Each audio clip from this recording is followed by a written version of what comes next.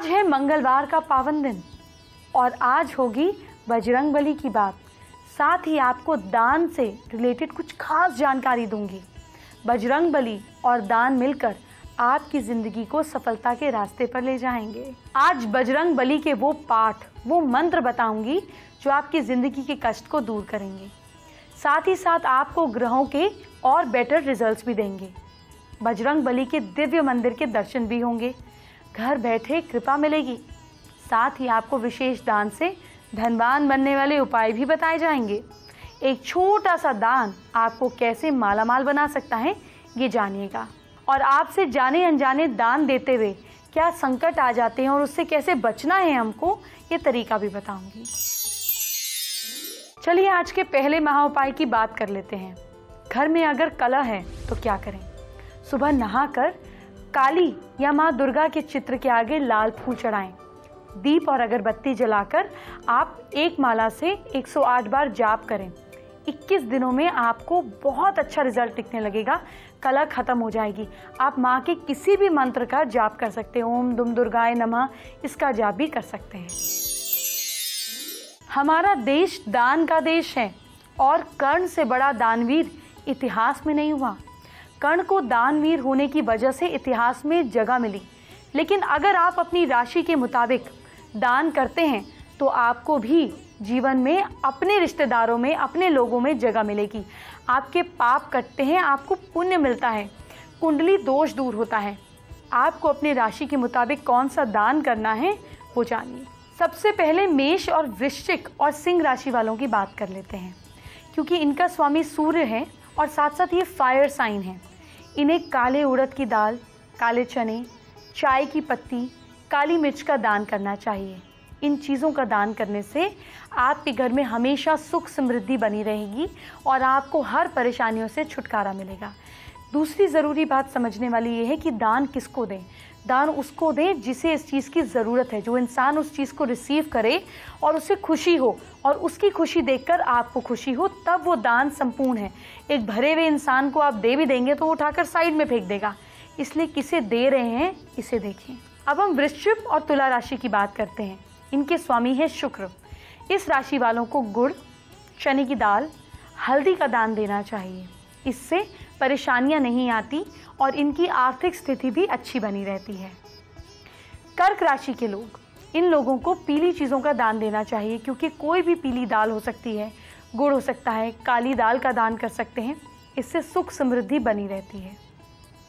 कन्या और मिथुन राशि के लोग, भाई इनका स्वामी है बुध, इसलिए इनके लिए कहा जाता है कि पीली दाल, कपड़े, बर्तन जैसी चीज़ों का दान कीजिए। मकर और कुंभ राशि वालों का स्वामी है शनि। इन्हें चने की दाल, गुड़, हल्दी, ये सब चीज़ें दान करनी चाहिए। धनु और मीन राशि के स्वामी हैं बृहस्पति यानी कि जुपिटर। इन्हें काली दाल, काले चने, चाय पत्ती, काली मिर्च, इन चीज़ों का दान करना चाहिए। अब आज का दूसरा महाउपाय क्या है ये जानते हैं। क्या बच्चे का पढ़ाई में दिल नहीं लगता? 80% बच्चों का तो वैसे ही नहीं लगता।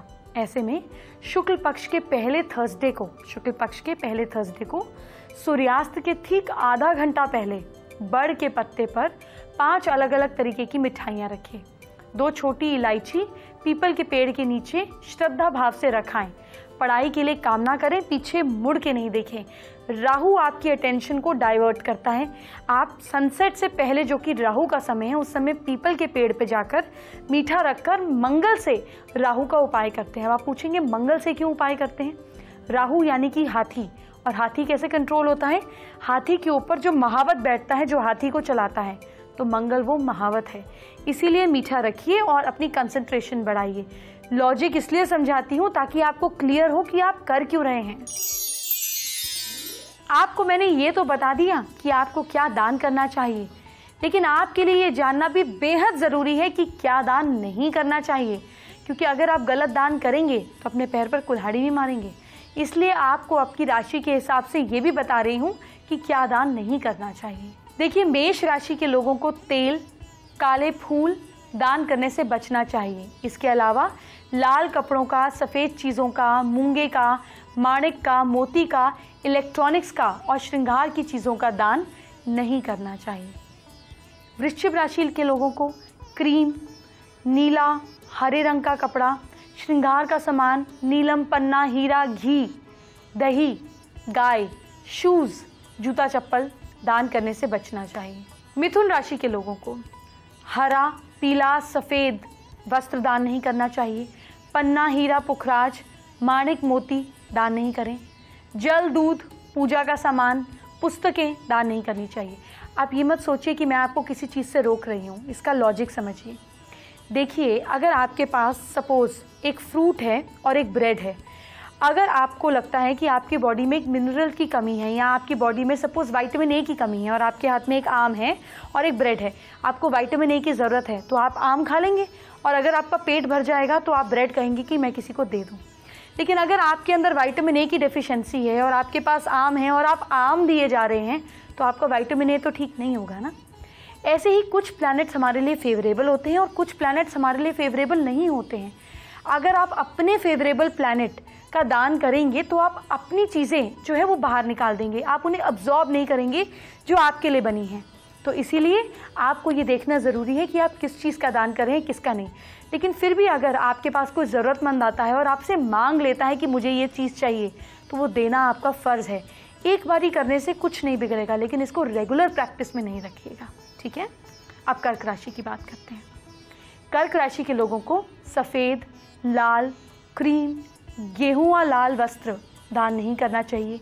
मोती, मूंगा, माणिक, हीरा, दूध, जल का दान करने से बचना चाहिए। सिंह राशि के लोगों को रेड, हम ये बोल सकते हैं गोल्डनिश कलर, गेहुआ रंग, पीला, ज़मीन, लाल फूल, माणिक, मूंगा, पन्ना, हरा कोई पेड़, इस तरीके से तांबे का दान करने से बचना चाहिए। कन्या राशि के लोगों को हरा, पीला कोई भी चीज़, क्रीम, सफ़ेद रंग की चीज़, पन्ना, पुखराज, हीरा, दूध, घी, केसर, हल्दी, इन सब का दान नहीं करना चाहिए। अब तुला राशि वालों को, इन लोगों को क्रीम, ब्लू, वाइट, रेड, गेहुए रंग के कपड़े दान नहीं करने हैं। हीरा, नीलम, मोती, मूंगा, ज़मीन दान नहीं करनी है। दूध, सफ़ेद, चंदन, श्रृंगार की चीज़ दान नहीं करनी है। वृश्चिक राशि के लोगों को रेड चीज़ दान नहीं करनी है। सोना, तांबा, केसर, कस्तूरी का दान नहीं करना है। माणिक, मूंगा, पुखराज, नीलम दान करने से बचना है। धनु राशि के लोगों को पीला, नीला, हरा, लाल इस कलर की चीज़ नहीं देनी है। पुखराज, नीलम, पणा, माणिक नहीं दान करनी है। पुस्तक, कोई बहुत गरीब और ज़रूरतमंद जब तक खुद ना मांगे, अपने आप से पकड़ पकड़ को लोगों को पुस्तकें और पूजा पाठ का सामान ना दान करें। जूता, चप्पल, श्रृंगार का सामान दान ना करें। मकर राशि के लोगों को blue, white, cream, orange, red colour के कपड़े अवॉइड करने चाहिए। नीलम, हीरा, सफ़ेद, चंदन, ज़मीन, जूता, चप्पल, काला या फिर नीला कंबल दान नहीं करना है। सरसों का तेल, लोहे का सामान दान नहीं करना है। कुंभ राशि के लोगों को ब्लू, ग्रीन, क्रीम, रेड, गेहुआ लाल रंग का कपड़ा नहीं दान करना है। नीलम, पन्ना, हीरा, श्रृंगार का सामान, परफ्यूम, गाय, जूता, लोहे का सामान दान नहीं करना है। आखिरी राशि और मीन राशि, पीला, पन्ना, गेरुआ, लाल, सफ़ेद रंग की चीज़ दान नहीं करनी है। पुखराज, पन्ना, मूंगा, मोती दान नहीं करना है। धार्मिक किताबें दान नहीं करनी है और साथ साथ आपको दूध, दही, चावल का दान नहीं करना है। जानेंगे अब आज का तीसरा महा उपाय क्या है। ध्यान से सुनिए मेरा सवाल। क्या आपकी लड़की की शादी में देरी हो रही है? ऐसे में शादी के कारक ग्रह हैं गुरु यानी कि बृहस्पति। उनका दिन है गुरुवार। गुरुवार को केले के पेड़ का पूजन करें जो कि उन्हीं की एक अश्या है, और कुछ पीली चीज़ खाएं, इससे आपका जुपिटर स्ट्रांग होगा। पीले कपड़े धारण करें और स्ट्रांग होगा। सबसे ज़रूरी, ईश्वर पर पूरा विश्वास रखें, आपका कार्य ज़रूर सिद्ध होगा। क्या आपको मालूम है दान कितने तरीके का होता है? दान सिर्फ किसी को कुछ सामान देना ही नहीं होता, दान कई तरीके के होते हैं। आज आपको हर तरह के दान की जानकारी दे रही हूँ। हो सकता है आपको दूसरे दान का मौका मिल जाए और उसकी भी ज़रूरत ज़रूर पूरी कीजिएगा।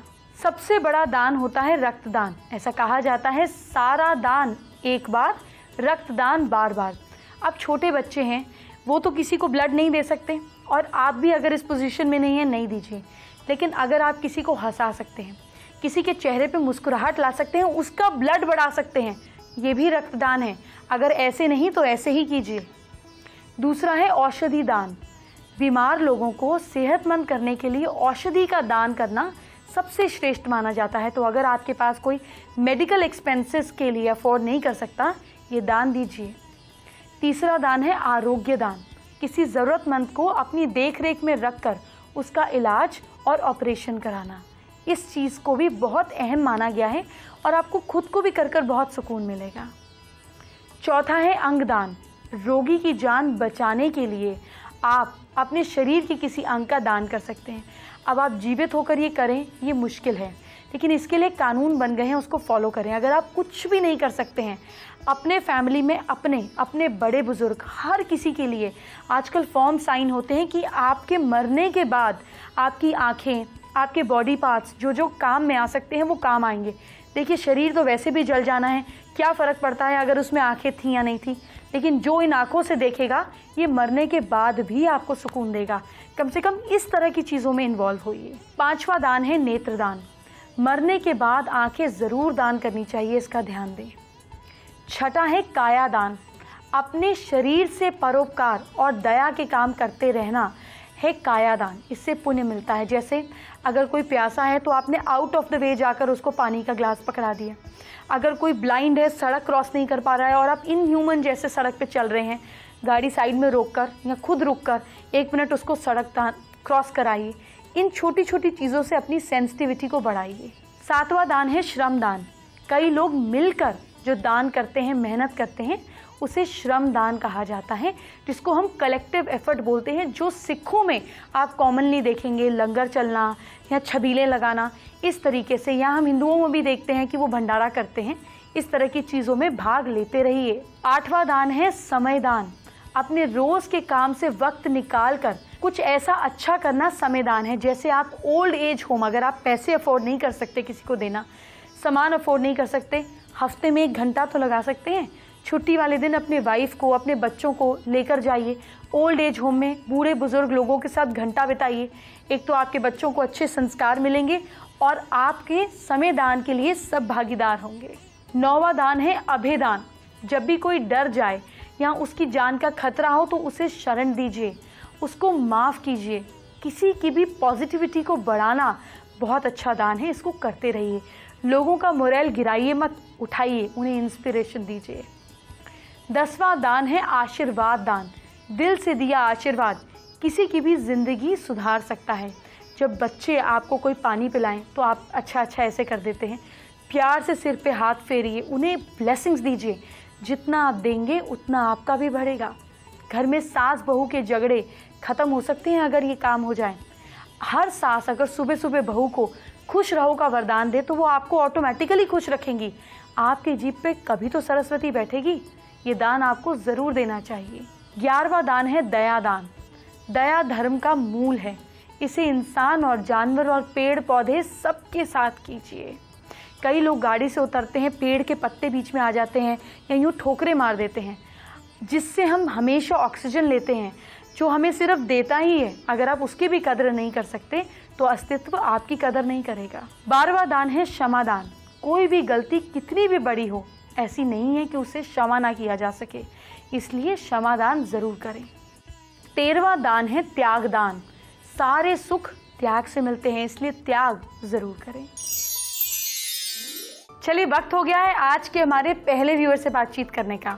हमारी दर्शक पिंकी शर्मा ने अपने हाथ का और हैंडराइटिंग का वीडियो हमको भेजा है। पिंकी पढ़ाई में ध्यान नहीं लगा पाती हैं, समय समय पर दिमाग भटक जाता है, याद किया हुआ भूल जाती हैं, क्या करें। बहुत अच्छा किया पिंकी, आपने अपनी हैंडराइटिंग भेज दी।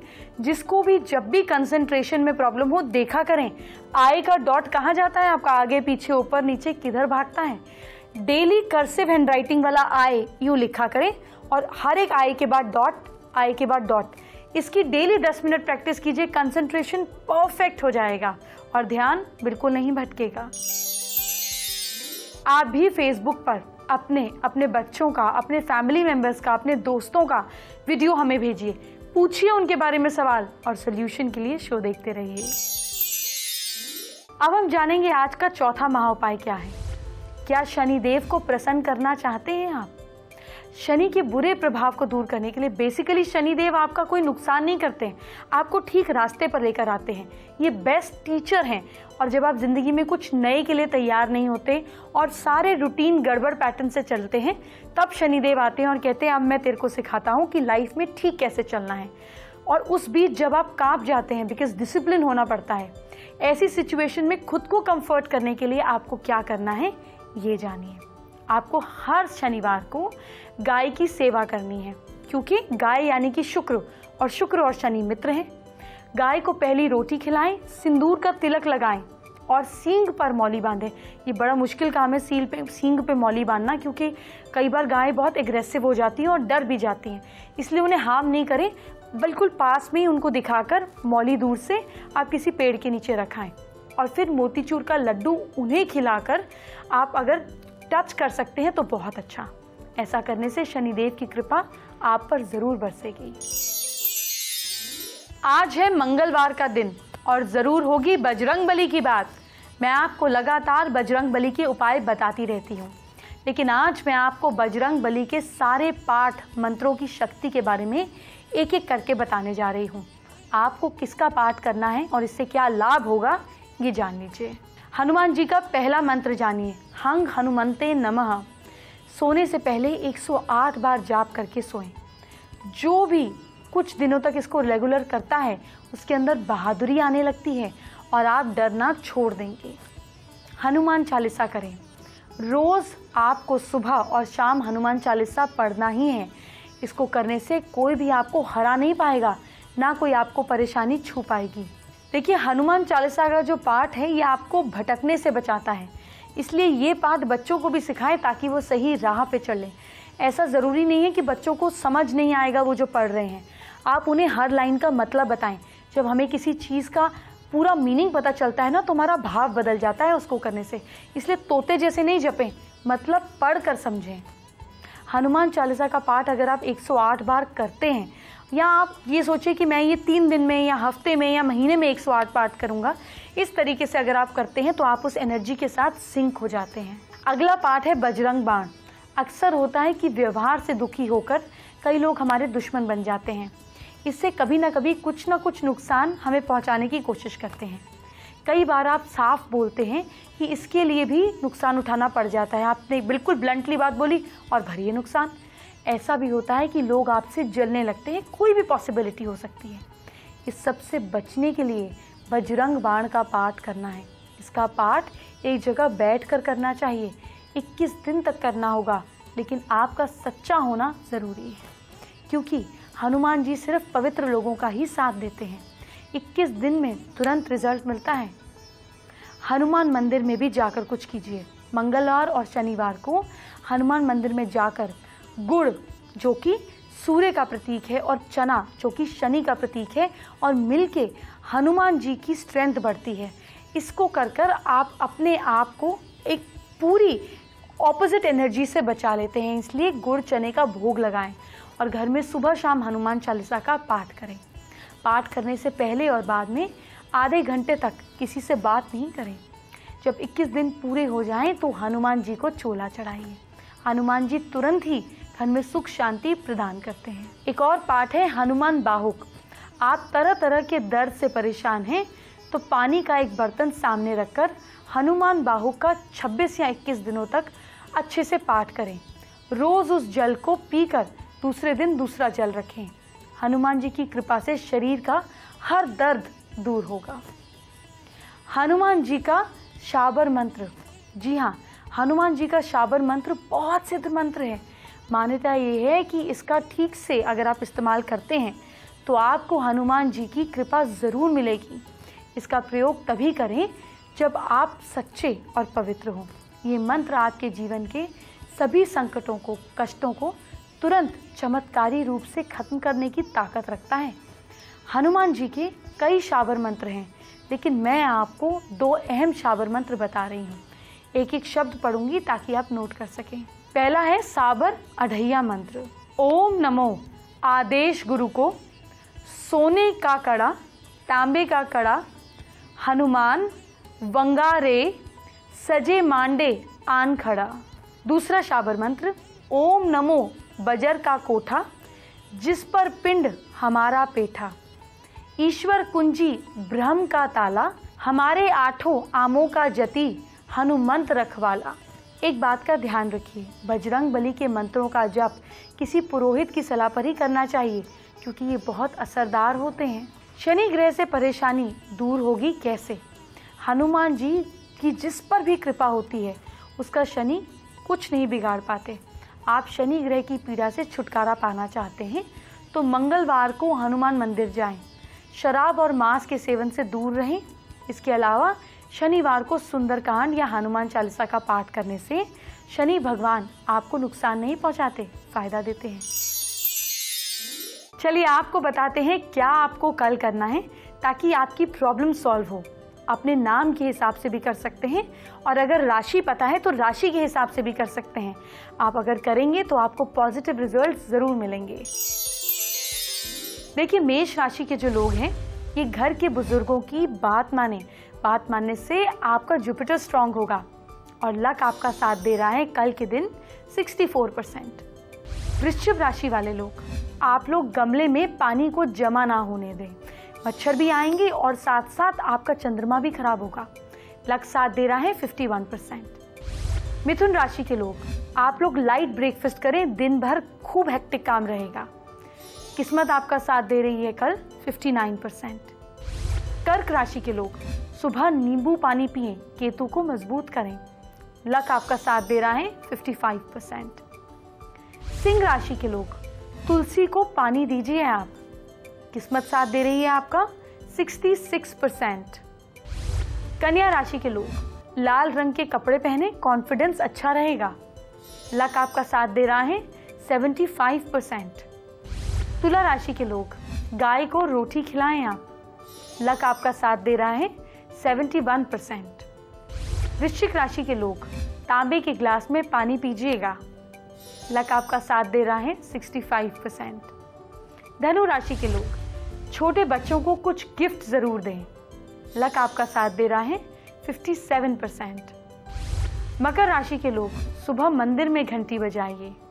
किस्मत आपका साथ दे रही है 67%। कुंभ राशि के लोग, चने की दाल जरूर खाएं आप। लक आपका साथ दे रहा है 63%। मीन राशि के लोग, आप लोग मंदिर में धूप अगरबत्ती जलाइएगा और आपका लक आपका साथ दे रहा है कल के दिन 69%। मुझे जो फीडबैक मिल रहा है उससे पता चला है कि एस्ट्रो स्पेशल आप सभी को बहुत पसंद आ रहा है। तो चलिए आज भी आपको एक्सक्लूसिव जानकारी दे देती हूँ जो आपको हैरान कर देगी। चलिए मैं आपको रामबाण जैसे कुछ दान की टिप्स दे देती हूँ। सपोज आपका वीनस ठीक नहीं है, जब आपका शुक्र अच्छा नहीं होगा ना, तो आपके अंदर अट्रैक्शन पावर नहीं होगी, लोग आपसे आकर्षित नहीं होंगे। आप बोलेंगे और लोग कहेंगे अच्छा ठीक है, आपकी बात को सीरियसली नहीं लेंगे।